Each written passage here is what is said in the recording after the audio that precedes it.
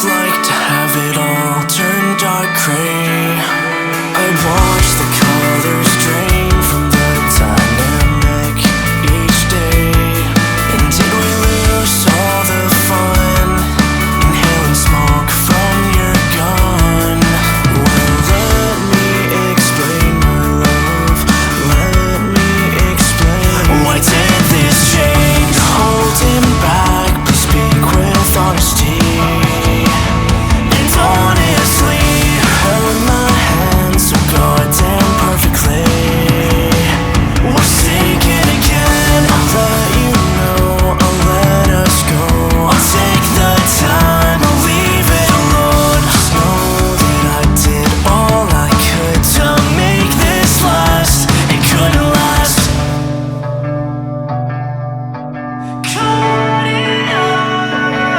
I've been finding all these pieces of her, keepsakes and reminders, moments I can't just put into words. So when death takes us both, could we meet on the other side? I've been heartsick without her near me tonight. I took it off, all the baggage I brought, and we tried to make sense of the problems I've got.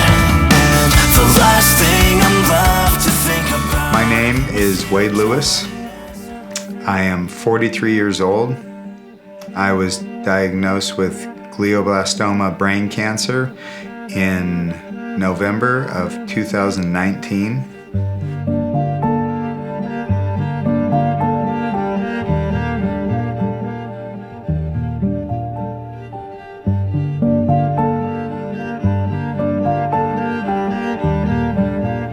To have a disease where you can die at any point is just insane.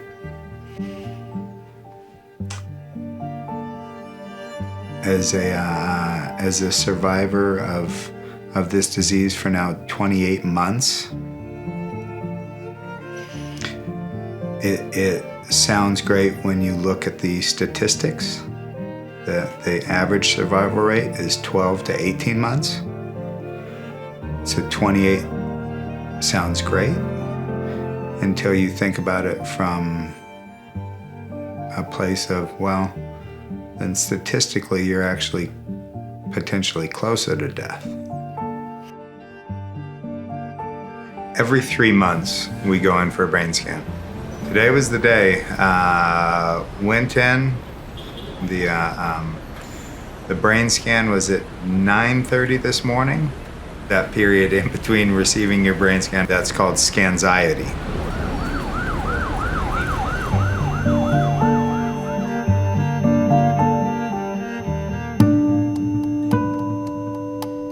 Cancer consists of more than 100 different diseases and can develop almost anywhere in the body.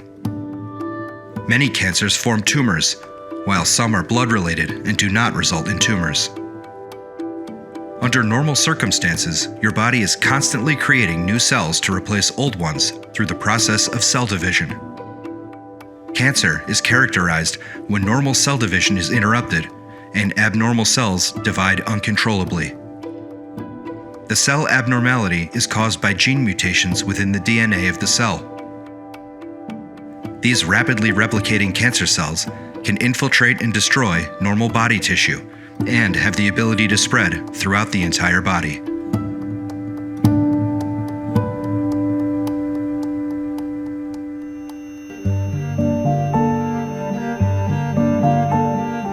The first recorded reports of gliomas were written in British scientific reports in the early 1800s, followed by the base for modern classification of gliomas in 1926. Glioblastoma, or GBM, is an aggressive type of cancer that occurs in the brain or spinal cord. Glioblastoma forms from astrocytes, which are star-shaped glial cells that inhabit the brain and spinal column. In humans, a single astrocyte can interact with up to 2 million synapses at a time.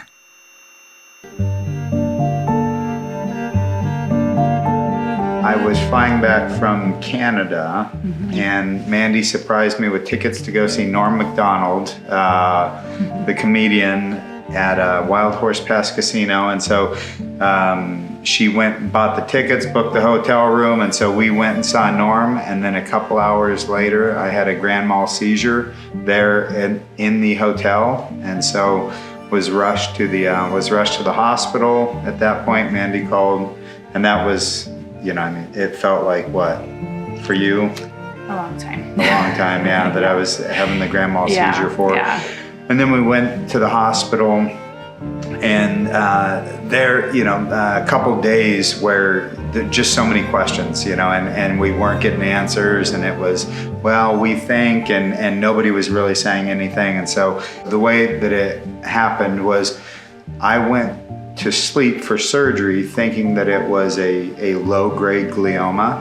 And then during surgery, Mandy and the kids found out that it was a high-grade glioblastoma, grade 4 glioblastoma. So yeah, it was devastating.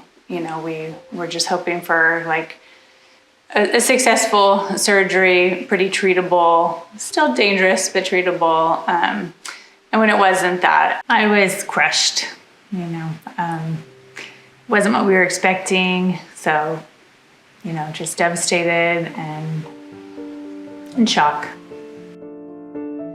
So when I woke up thinking that I had just had a successful surgery to remove a brain tumor and be left with an 88% survival rate.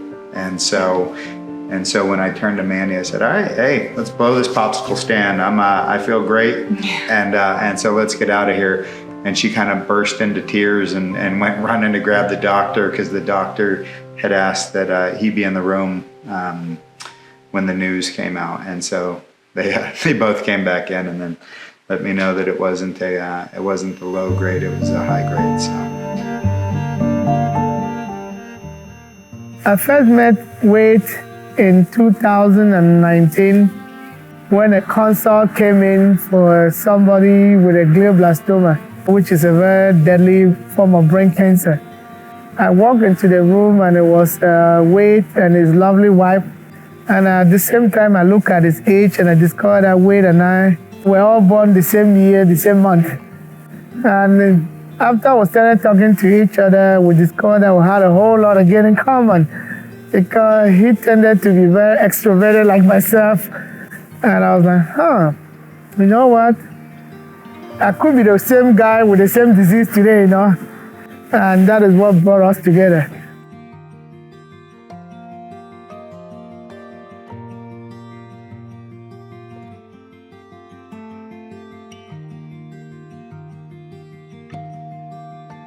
Yeah, I was born in Cameroon in the late 70s.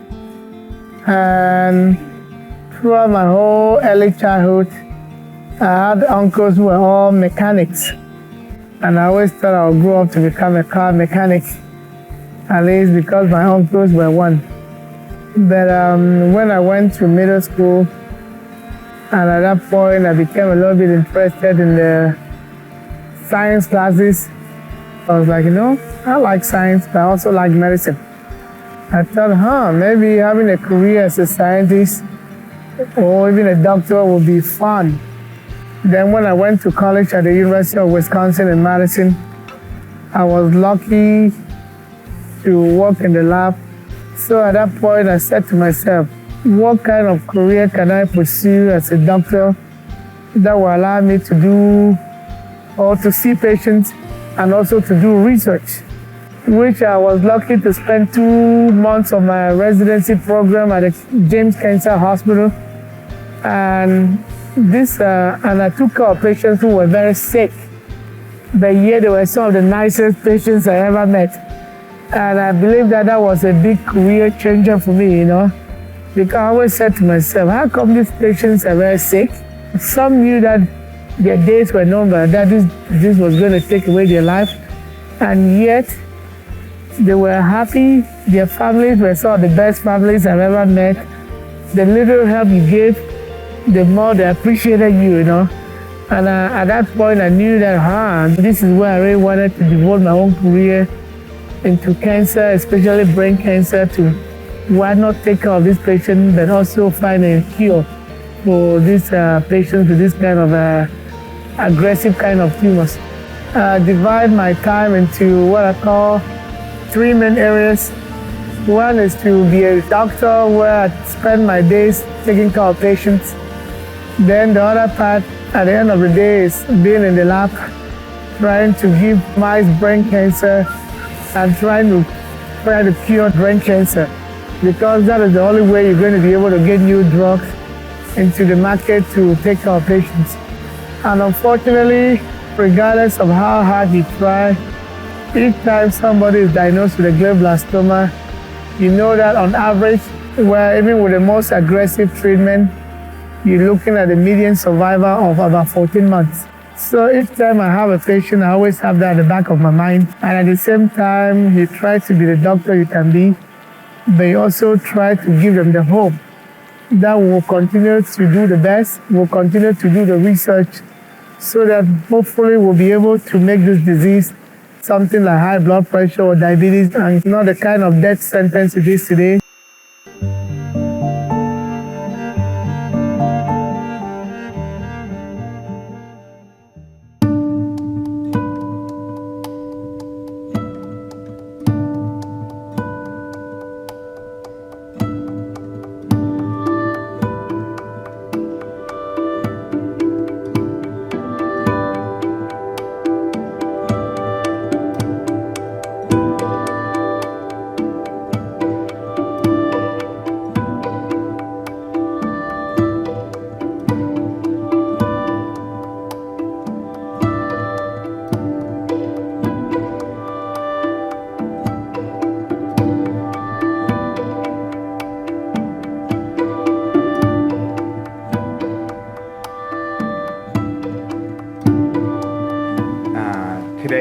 Today's change day for Optune. This is my Optune unit here from the company manufacturer Novacure, and so this is the only treatment for glioblastoma, non-drug type treatment, and so I wear this for approximately 88% of my life.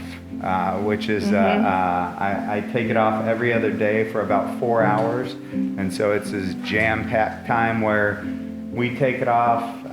My wife checks my head to make sure that, I don't have any rashes or, any issues, any skin sores, skin irritation.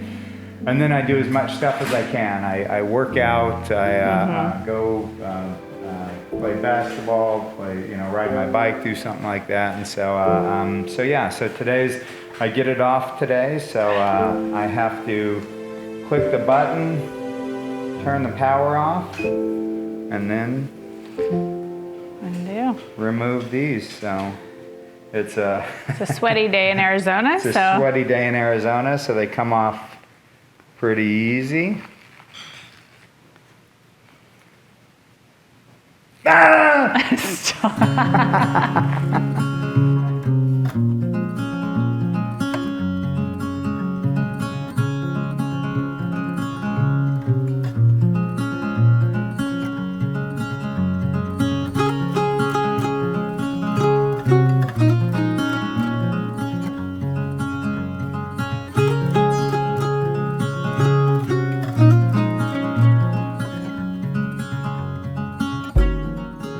I think the hardest thing going forward is just the uncertainty.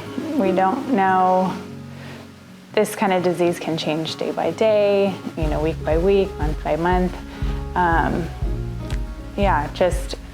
don't like to see him suffer, a loved one. That's really tough. I just can't imagine a life without him. So, just lots of question marks. Things that are important to me have changed, especially family, just because it's like, you don't really think about it, but you only have one dad. I don't love talking about stuff that's kind of hard to talk about.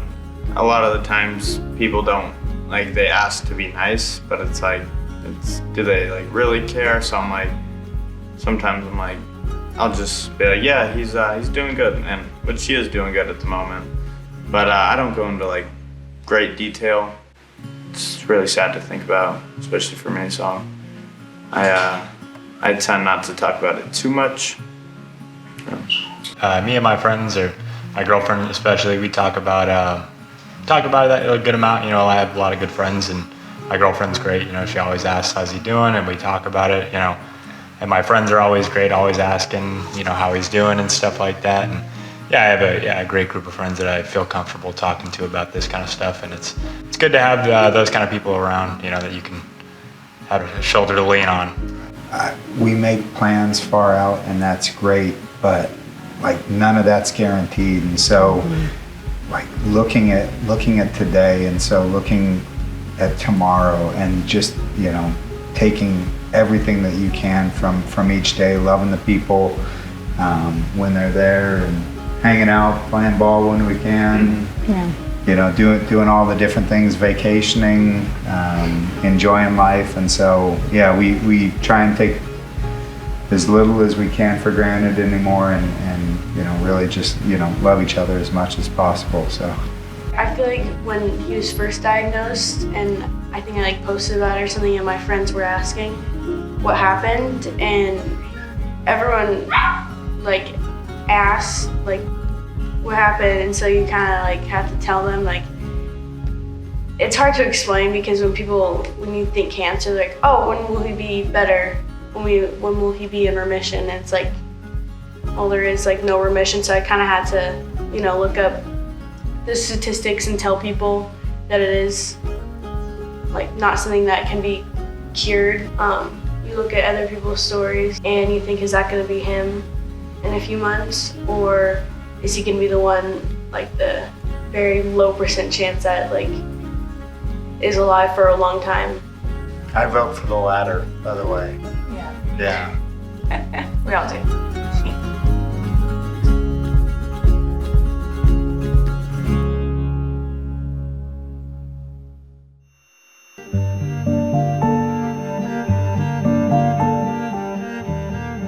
Brain cancer gets about $1 billion in research funds per year from the U.S. government, and and for Halloween we spent about $8 billion in candy for one night. So it makes me want to cancel Halloween and say, okay, this year no candy, just donate everything to, you know, your local cancer research, and then we'll start with the most deadly cancer and work our way down. So wherever mine is, you know, we'll get to that one day, but you know, just trying to bring that awareness that like, hey, there's a lot of people hurting, and we're not spending a lot of money on some of these things. So started the not-for-profit, so that, you know, like I felt like I personally had, you know, skin in the game, you know, trying to you know, get this thing fixed, leave it in a better place, you know, whether that's for me or for the next person, or, you know, whatever it may be, just trying to leave it in a better place. And so it's called a Better Place Foundation, and essentially we wanted to leave cancer, brain cancer specifically, in a better place than where we found it, hence the name. And so you know, on any personality test or anything like that, I'm the fire, aim, ready guy. And so that means that as soon as I, you know, get smacked in the mouth by a terminal disease without a cure, I go, yeah, so I'm gonna have to punch back. Like right now, it is, I'm pretty laser focused, and so there's plenty of people that can do, you know, X, Y, and Z, but there's nobody who can speak to glioblastoma from a, you know, 43-year-old guy with, you know, 3 kids and, you know, living in a, like, I'm the only one with that story, you know. And so you know, between that, my heart is so on fire for, you know, fundraising to end this disease, and hopefully before it gets me. So there's a couple drugs that are being worked on right now, to where hopefully before I have my next reoccurrence, that they would be able to when I get that reoccurrence, they'd be able to hand me a pill and say, hey, so this reoccurrence would have killed you, but we cured brain cancer. And so here's this pill, take it, and your reoccurrence is going to dissolve in the next couple hours, and you're all good. Enjoy the rest of your life. And so that's what we're focused on. So for me to get to be a part of that, and to try and fundraise for that would be huge. And then the Better Place Foundation has three goals. One of them is to build the brain tumor registry for Africa. They're still the only continent without a brain tumor registry. So when somebody's diagnosed, it's probably a misdiagnosis because they don't have the same access that we have.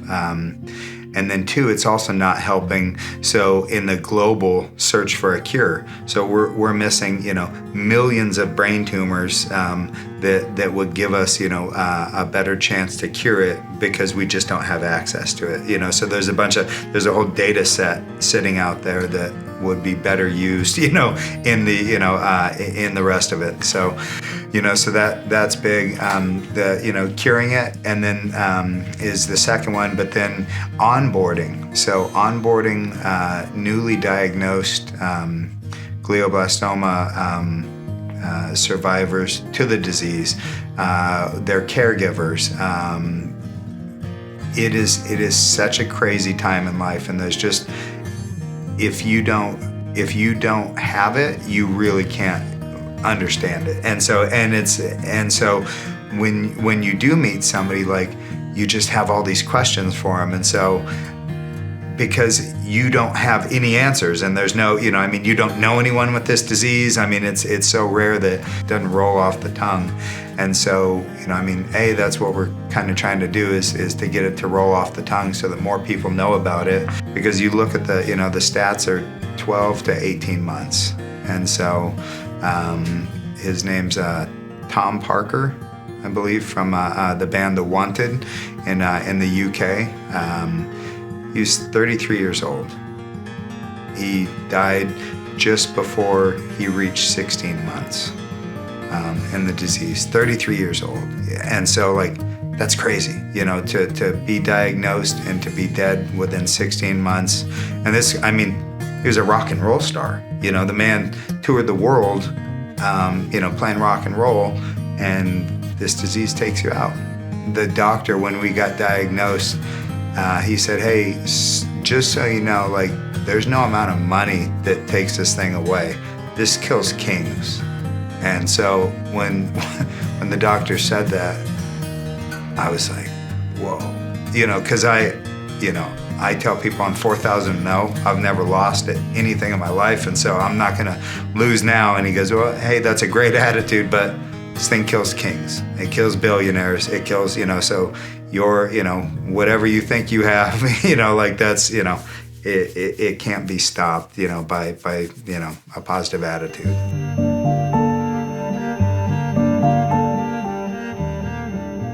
Since the diagnosis, my faith has solidified, strengthened, but more in living it out. So I spent the first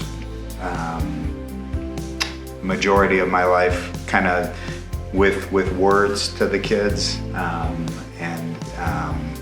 but still, yeah. So I'm yelling at them to be kind to their, and so brain cancer just kind of turned and had me like the whole family said, just really look at family with this great intentionality. And so now getting to live out my faith in this place with them here is just been amazing. And so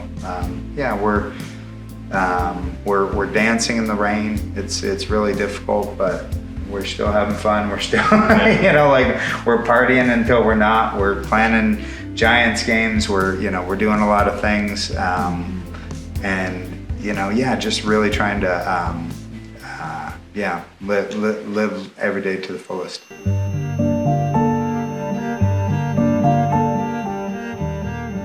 Because it's such a crazy disease, when you meet somebody else who has it, because no one in the world can relate. So today could have been, you have 6 new tumors. One of them's wrapped around your spinal cord or your, and it's non-operable, and you have, a month to live or something like that. So that's crazy. So having that's crazy. And so when no one can relate to you and somebody goes, oh yeah, I had a really bad flu for a long time.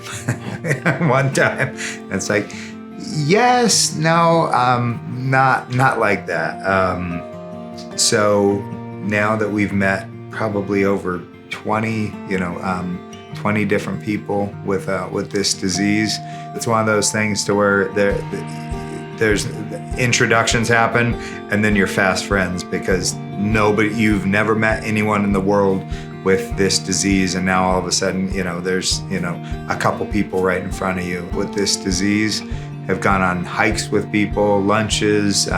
We flew out to Colorado to see somebody last month, and so we're all sitting there with their blue lights on, or their Optune caps, or whatever it may be. That has been so meaningful. Just making those connections has been amazing. So.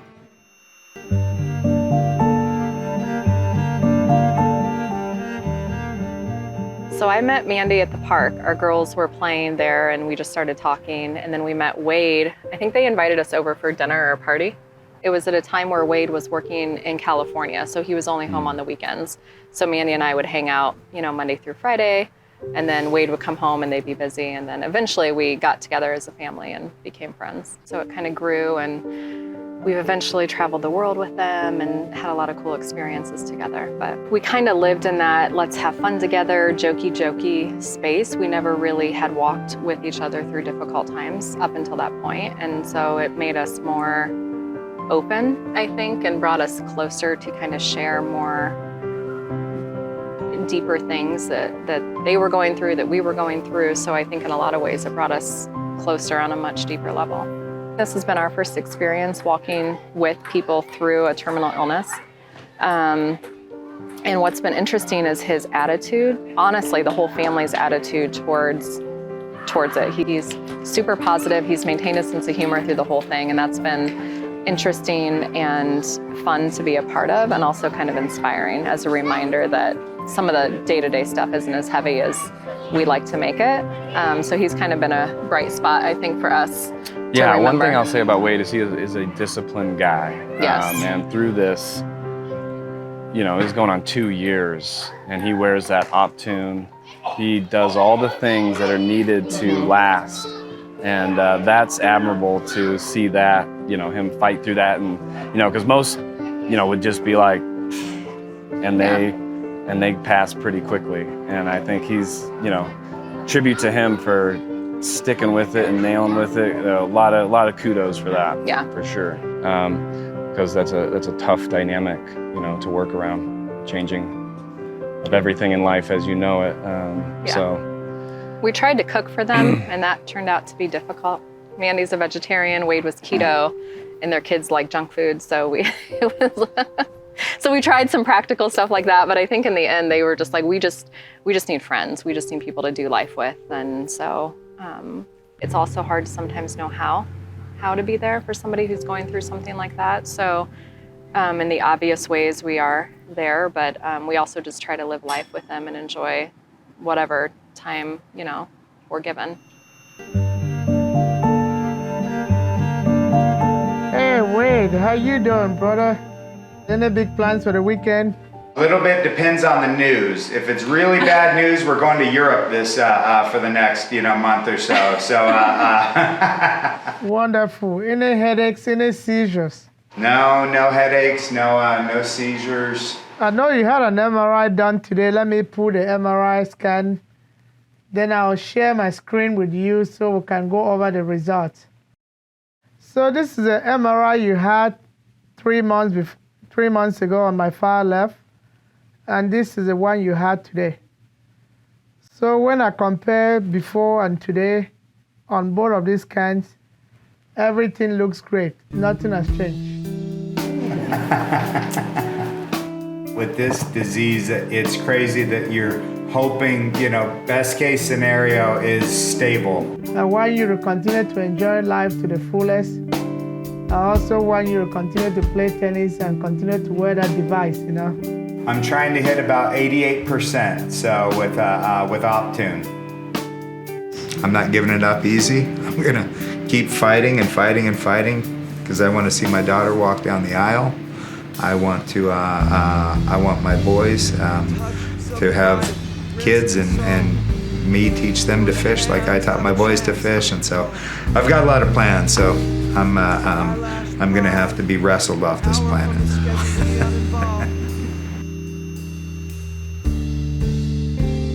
Your sills so-called insulation can only sigh at December Sundays unsolved.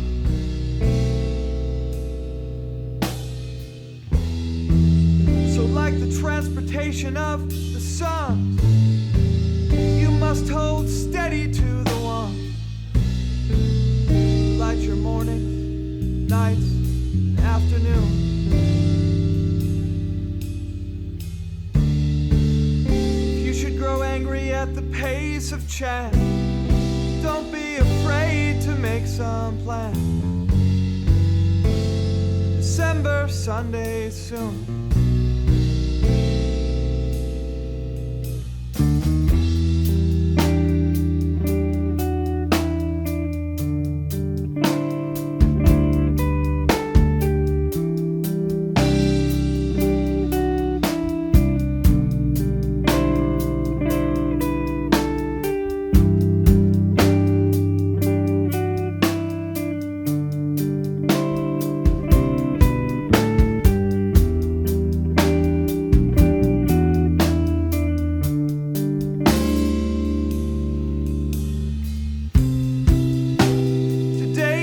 Her getting up